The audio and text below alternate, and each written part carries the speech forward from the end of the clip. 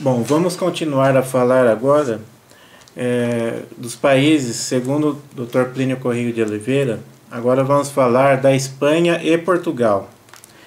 Então, contrastes harmônicos entre o espírito luso e o espírito espanhol. Um arco gótico na Península Ibérica. Havia outra nação muito admirada por Dr. Plínio, pelo fato de ser a mais ardorosamente católica da Europa, e por sua luz primordial, estampada sobretudo no rosto e no modo de ser dos numerosos santos que deu para a Igreja, a Espanha. Essa luz primordial, Dr. Plínio a definia como o conúbio com o heroísmo, a coragem e a intrepidez, e o gosto pela aventura, sem medo do trabalho, da dor ou da morte. Em suma, o espanhol só tem um receio, a utopia do não ter o que fazer e de ficar se refocilando no nada. A Espanha, agora abre aspas porque é palavras dele, né? A Espanha tem como graça o amor ao que é íntegro. Eu vou empregar um superlativo pouco usado na linguagem corrente brasileira, mas é o único a dizer bem o que eu quero.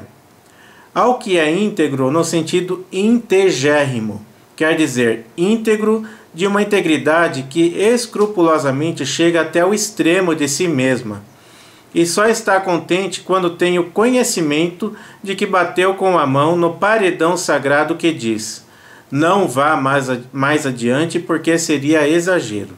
Fecha aspas.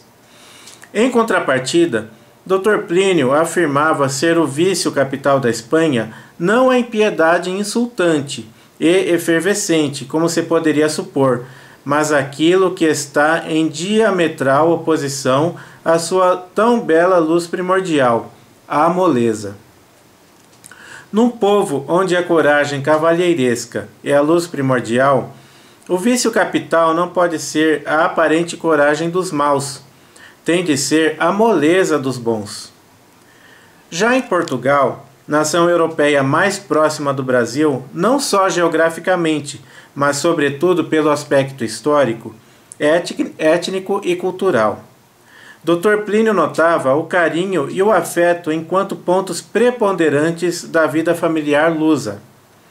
Comentava a esse respeito que o modo português do pai e da mãe quererem bem aos filhos é com ternura, com uma delicadeza de sentimentos, com uma intensidade de afeto, uma paciência, uma insistência em ser paciente e repaciente, pela qual o filho chega a se comover com a bondade do pai ou da mãe.